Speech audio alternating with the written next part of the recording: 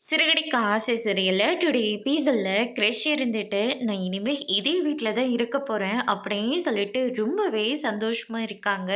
அதுக்கு அடுத்து தான் நம்ம விஜயாவுக்கு சுத்தமா பிடிக்கவே இல்ல. ரோகிணியும் உடனடியா பார்வதியோட வீட்டுக்கு வர சொல்லிட்டு, நம்ம விஜயா இருந்துட்டு அவங்க முன்னாடி போறாங்க. அங்க வந்து பார்த்தீங்கன்னா, நம்ம பார்வதியும், சிவனும் ரொம்பவே சந்தோஷமா இருக்காங்க.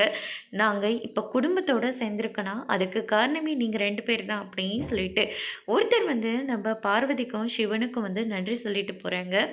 அதை நம்ம விஜயா பார்த்த உடனே இவங்களுடைய ஆட்டம் அடங்காது போல இருக்கே, இது போய் தப்பாக தான் முடியும். அதுக்கப்புறம் எல்லாரும் இவளை தலைமையில் தூக்கி வச்சு கொண்டாடுவாங்க.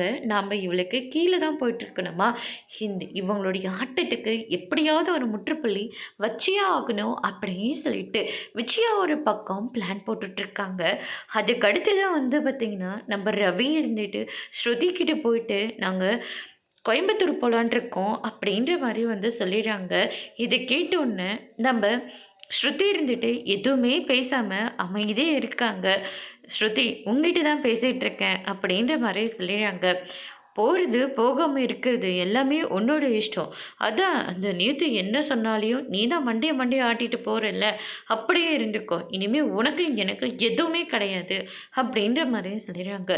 ஏன் கண்ணு முன்னாடியே அவள் உன்னை ஹப் பண்ணுறா, கிஸ் பண்ணுறா, இதில் பைக்கில் வேற ஒன்றா போகலான்னு சொல்லிட்டு கையை பிடிச்சிக்கிட்டு போகிறா. அந்த நிலைமையில் உன்னை அந்த மாதிரி நிற்க வச்சுட்டு நான் வேறு ஒருத்தங்க கூட போனேன், நீ ஏற்றுப்பியா அப்படின்ற மாதிரி சொல்கிறாங்க. அதோட முடிச்சிருக்கு.